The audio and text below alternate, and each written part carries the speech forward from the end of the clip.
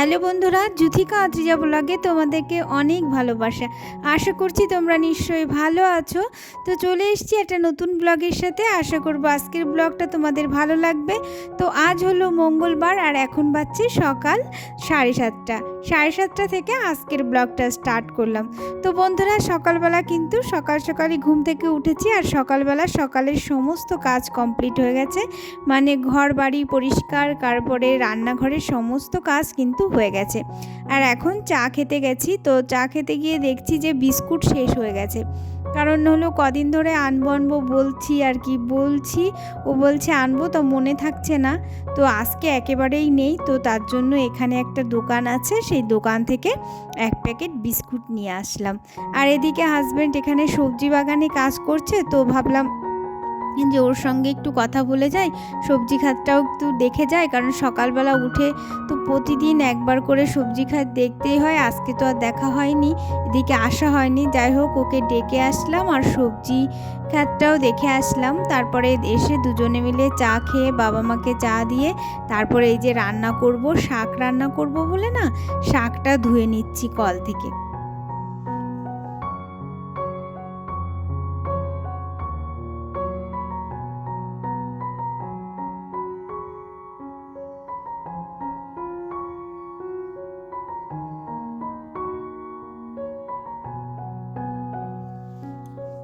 তো তারপরে রান্না বসাতে যাব, এর মধ্যে দেখছি মাছওয়ালা এসছে আর বলছে যে আমুদে মাছ আছে। তো আমার আমুদে মাছ খেতে খুবই ভালো লাগে, তার জন্য আজকে কিন্তু মাছ আছে রান্না করার মতো, তবুও কিছুটা আমুদে মাছ নিয়ে নিলাম। আজকে রেখে দেব, পরে রান্নাবান্নার পরে কেটে ধুয়ে ফ্রিজে রেখে দেব, কাল কি পরশু রান্না করব।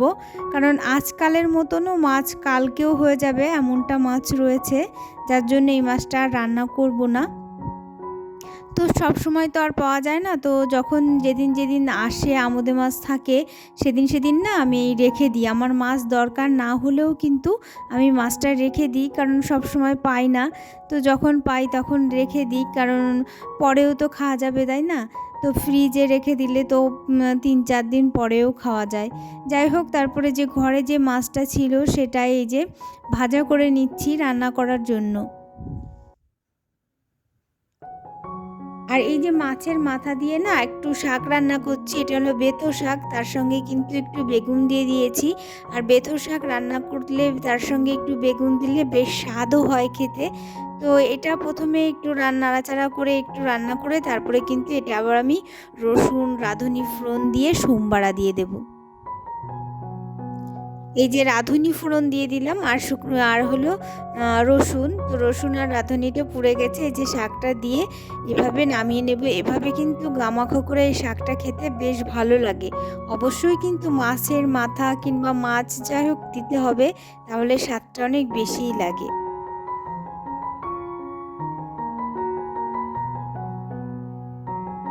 আর তারপরে এই যে দেখো, দুরকম সবজি দিয়ে একটা সিম্পল তরকারি করছি। দুরকম সবজি দিয়েছি, সিম আর কুমড়ো। কারণ হলো গিয়ে দুটোই না অল্প অল্প ছিল। কুমড়ো যতটুকু ছিল অতটুকু রান্না করলে আমাদের হবে না, আর ওদিকে শুধু সিমটা রান্না করলেও হবে না। তো কি করব, দুটো সবজি একসঙ্গে মিশিয়ে রান্না করে রাখলাম, যাতে সবার ঠিকঠাক মতো হয় আর কি। তো একটু জিরে ফোড়ন তুলে রেখেছিলাম, সেটা একটু বাটা করে আবার এই যে দিয়ে দিলাম তরকারিটা সোমবার করে। তো রান্না বান্না কমপ্লিট। আর ওদিকে মেয়ে ওর বাবা খেয়ে স্কুলেও চলে গেছে। আর এই যে আমি তারপরে কিন্তু রান্নাঘর গুছিয়ে গাছিয়ে দিদিভাইদের ছাদে বসে সর্ষে ঝাড়ছিল। তো আমি আবার একটা কৌটা নিয়ে চলে এলাম, কারণ আমার বাটা খাওয়ার সর্ষে শেষ হয়ে গেছে। তো দিদিভাইকে বললাম তুমি আমাকে কিছুটা সর্ষে দাও যে আমার বাটা খাওয়ার জন্য। তা দিদিভাই আবার কৌটো ভরে শস্য দিল। তো যাই হোক, শস্যটা আবার রোদে দিয়ে রেখে দিতে হবে, না হলে অনেক দিন রোদে দেওয়া হয় না। আর তারপর দিদিভাইদের ছাদ থেকে আমাদের ঘরটা দেখলাম, উপরের ঘরগুলো এত সুন্দর লাগছিল। তো আমি আবার একটু মোবাইলটা নিয়ে আবার ক্যামেরা করলাম। দেখো, দিদিভাইদের ছাদ থেকে আমাদের বাড়িটা পুরো অন্যরকম লাগছে, আর কতটা সুন্দর লাগছে। উপরতলাটাও খুব সুন্দর করে এখান থেকে দেখা যায়।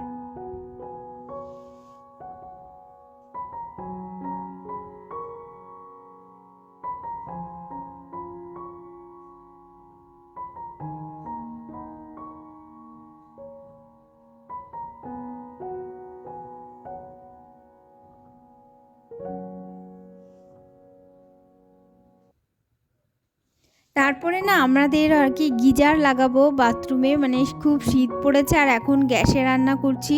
তো যখন জল গরম লাগছে আবার গ্যাসে জল গরম করে নিতে আর কি মানে সময় থাকছে না আর অসুবিধাও হচ্ছে। তো ভাবলাম গিজারটা লাগিয়েই ফেলি। তো গিজার নিয়ে এসছে কালকে, আর আজকে যে মিস্ত্রি এসছে লাগাতে, তো গিজারটা লাগিয়ে দিচ্ছে।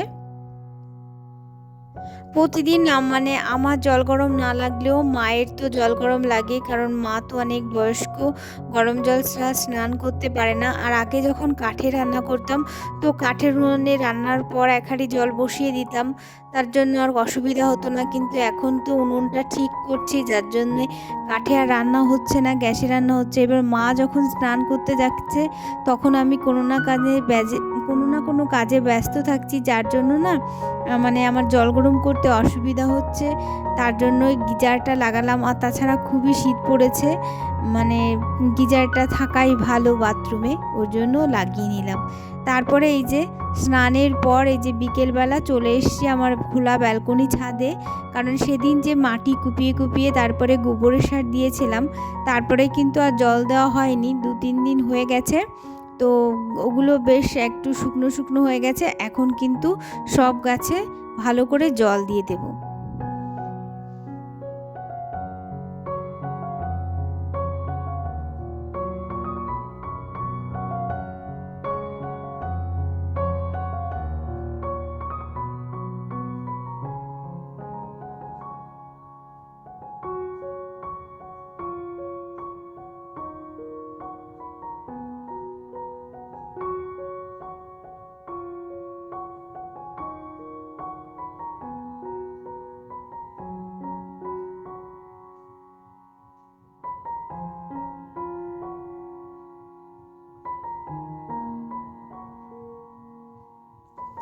আমার চন্দ্রমল্লিকা গাছে জানো তো অনেক ফুল এসছে, অনেক রকমের চন্দ্রমল্লিকা গাছ, আর প্রত্যেকটা গাছে কিন্তু ফুল এসে গেছে। কোনো ফুল হলুদ, কোনো ফুল পেঁয়াজি, কোনো ফুল সাদা, এত সুন্দর লাগছে কি বলবো তোমাদেরকে। এরপরে নেক্সট টাইম ব্লগে দেখাবো আমার গাছে কত রকমের চন্দ্রমল্লিকা ফুল ফুটেছে, তাছাড়া গোলাপ ফুলও ফুটেছে।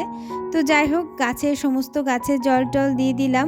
তারপরে এই যে কালকে কিছু জামা কাপড় কেচে দিয়েছিলাম, মানে পরা জামা কাপড়, সেগুলো ছাদে কালকে তো শুকায়নি, আজকে শুকিয়ে গেছে, তো সেগুলোই ভাঁজ করতে বসে পড়েছি। তো এগুলো ভাঁজ করব। আর আমার সোয়েটারটাও কেচে দিয়েছিলাম, তো সোয়েটারটা তো আর ভাঁজ করব না, ওটা ভাবলাম এখন শীতও লাগছে, সন্ধ্যা সন্ধ্যা প্রায় বিকেল আর কি, বিকেলের থেকে একটু বেশি সন্ধ্যা টাইপের মতো হয়ে গেছে, তো ভাবলাম সোয়েটারটা গায়ে দিয়ে নিই। আর এদিকে যেগুলো আর কি ভাঁজ করে রেখেছিলাম, তো সেগুলো এই যে আলমারিতে ভরে রাখছি। আমি কাঁচা জামা কাপড় বেশিরভাগ সময় কিন্তু আলমারিতেই রেখে দিই, মানে আলনায় রাখার খুব কম চেষ্টা করি। তারপরে কিন্তু এই যে দুধ চলে এসছে, আর এখন কিন্তু সন্ধ্যা সন্ধ্যা প্রায় হয়ে এসছে। তো যাই হোক বন্ধুরা, আজকের ব্লগটা এখানেই শেষ করলাম।